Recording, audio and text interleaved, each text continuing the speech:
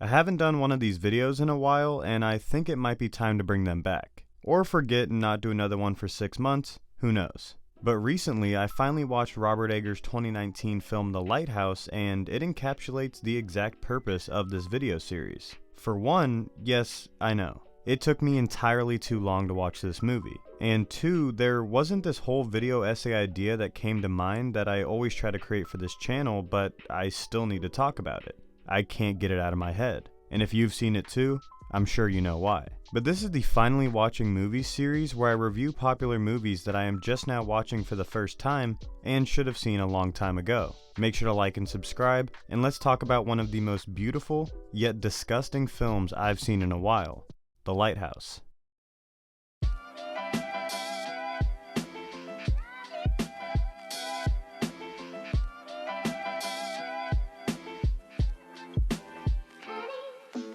I went into this film expecting to like it, I'm gonna be honest. My friend even said this is the exact movie I would attach myself to, and he was very right. So I tried my hardest to be as unbiased as possible, and for the first 20 to 30 minutes, it kind of felt like I was forcing myself to not only be engaged, but to enjoy it. I was starting to get slightly disappointed. And I'm all for a good slow burn movie, but no dialogue or story until I think 20 to 25 minutes in was starting to be a little too much for me. But as the movie progressed, this decision started to make more sense to the grand scheme of things. But one thing that is very apparent from the opening shot of this film is that this is one of the most beautiful looking movies that I've ever seen. I generally love black and white films because they have this painting-like quality to them, for instance Raging Bull or Schindler's List, where the absence of color brings out the shadows, the lighting, the silhouettes, and I feel like it makes you focus more on the detail and texture of the frames. It also highlights these expressionist stills of our main characters who show a lot of emotion without saying much, if anything at all.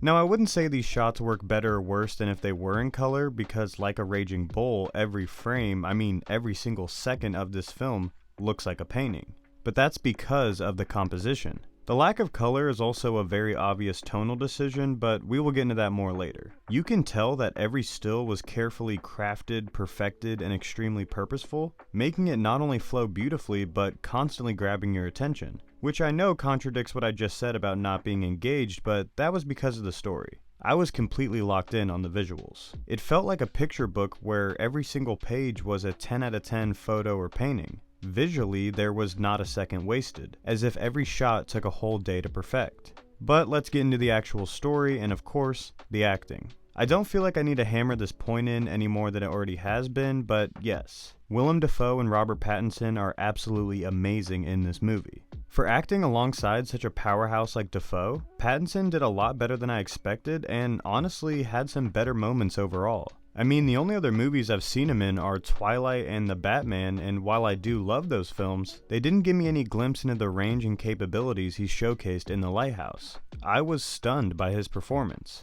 Dafoe feels more like a caricature, and Pattinson feels like your classic everyman protagonist, making them somewhat of plug-and-place archetypes that other actors could play. I just don't see anyone capturing the insanity of these two at that level of acting, and this is because of their incredible chemistry and dynamic. And of course their skill. But a comparison I haven't seen made about this film, but to me almost seems obvious, is Paul Thomas Anderson's The Master, a master class in character chemistry. The relationships between these two are eerily similar, and the tones of these movies parallel each other more than you'd think. Hoffman and Dafoe are both this manipulative fatherly role that have a power dynamic over their lost prodigy son they never had characters, Joaquin and Pattinson. There's clearly this control that Dafoe and Hoffman have over the other, and this blind trust Pattinson and Joaquin display along with this longing for connection. But all of them are just batshit crazy. Go crazy! Ah! Go stupid! Ah! Where Joaquin is stuck because he has nothing else outside of this cult and this feeling he's mistaking for love and purpose, Pattinson is literally physically stuck. But their positions feel relatively the same, especially since he is looking to Dafoe for answers and guidance, and because he is quite literally his master, or in this case, his boss. Then there's the back and forth insanity as they go from screaming at each other to bonding back to screaming, and just like the master, Pattinson creates a new version of alcohol for them as they drink themselves to insanity. Is it just me, or are these the same movies? Then you have the opening shot of the ship and rushing water, both Pattinson and Joaquin have sex with a mermaid. Come on. But to that point, both of these films are super sexual. I won't get into it too much because of ad purposes, but the sexual undertones in The Lighthouse are almost as prevalent. Also, anyone else want to see a version where these two just fall in love like they were about to and live happily ever after? No? Okay, back to the review. To me, this film felt more like an experience. The slow, mundane portion of the first third of the movie is meant to put you in the same position as these characters. It's just what they're going through, and it's very boring. Then from here, we slowly get into the insanity of the situation as if we are stuck in the lighthouse too. This place and the tone is simply uncomfortable. They live in filth. I mean, the movie is just straight disgusting for many reasons. Then they're getting hammered every night by halfway through, and a lot of the space along with the shots are just crammed and cluttered when they aren't extremely isolating. As a semi-germaphobe, I was personally losing my mind at their living conditions, but we can all agree that this situation is horrible. And then you have their almost incomprehensible dialogue. I thought I was going crazy. But that was Egger's goal. The pace of the movie slowly spirals into insanity just as our characters do. And two of the most effective ways they do this outside of the uncomfortable nature of the film is through the lens of Robert Pattinson and the constant looming threat that never really comes. What I mean for the latter is that it felt like this movie was always one step away from becoming a straight horror film. There's these jump scare setups with no payoffs, again this looming darkness through the dream sequences and the cinematography, and it just feels like something supernatural in a sense was an underlying threat. The whole time I was watching, I just kept thinking, this would make for the best horror movie ever. The setup is already there with the isolated lighthouse, everything in this film is creepy and dark, and mostly due to the black and white aspect, time period, and these still shots of their faces, it felt like I was watching the original Dracula or Frankenstein. I was waiting for a more stereotypical horror story to emerge because it looks and acts like one. Then I realized, it is one. Because of the formulaic way horror movies are written, even the good ones, you kind of always know what to expect thematically or at least just structure-wise. And The Lighthouse does follow a build-up heightening structure with a climactic last act of absolute insanity, but for some reason it didn't feel like a horror movie to me. And that's because it's very unique. It's breaking the mold of what we're so accustomed to with that type of storytelling. Instead of being like Poltergeist where the house is what's haunted, or Insidious where the demons attach themselves to the characters and infiltrate the haunted house, the horror is contained within the mind of the main character or characters. It honestly feels like the modern version of The Shining, which happens to be my favorite movie of all time. Now yes, The Shining has a supernatural element to it, but it also doesn't. The movie plays out the same either way, and I'm on the side of it was all in their minds. We are watching from the perspective of a deteriorating mental state of Jack Torrance or the childlike imagination of Danny, making the narration unreliable. And by the end of it, the narration of The Lighthouse is also very unreliable. But the audience almost takes the perspective of Wendy, questioning what is real and feeling the insanity of what we are viewing. As she starts to lose her mind, so do we. And there are so many other parallels like the lady in the bathroom with the mermaid at the shore, but I feel like I would just be beating a dead horse. When Robert Pattinson's character really starts to lose it, that's our break too. It doesn't help that Dafoe is kind of gaslighting him into thinking he's crazy, but maybe he's not. Robert is questioning everything that's happened. Have they been there for 5 weeks, 5 months, 2 days? At this point, we find out that he stole someone's identity, so who even is he really? He starts noticing the cracks in Dafoe's story, so what has he told him that was really a lie or the truth?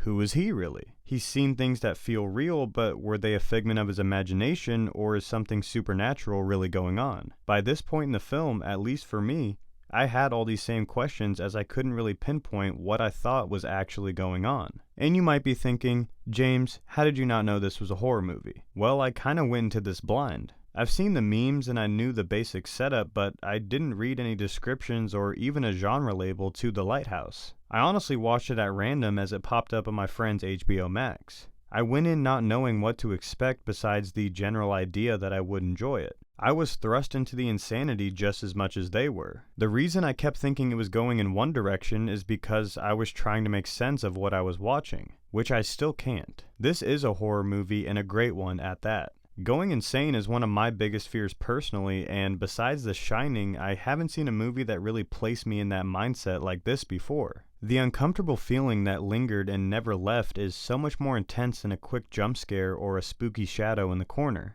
Being scared for 5 seconds is nothing compared to being on edge for almost 2 hours. And sometimes the most terrifying thing we can experience as humans is losing our mind or being trapped. Whether you're trapped in your own thoughts as you slowly lose your grip on reality, or trapped on an island that you can never seem to leave.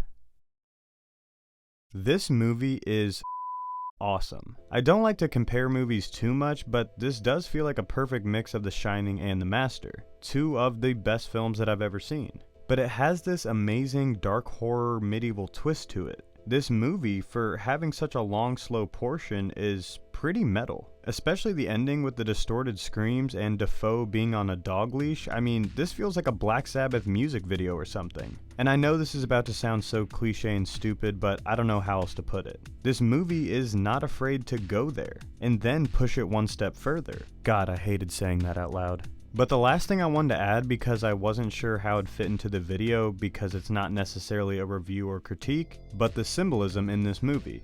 What is it? My roommate asked me what I thought of it, and before I could even say that I liked it, the first thing that came to my mind was there's definitely some heavy symbolism there, but I don't think it mattered.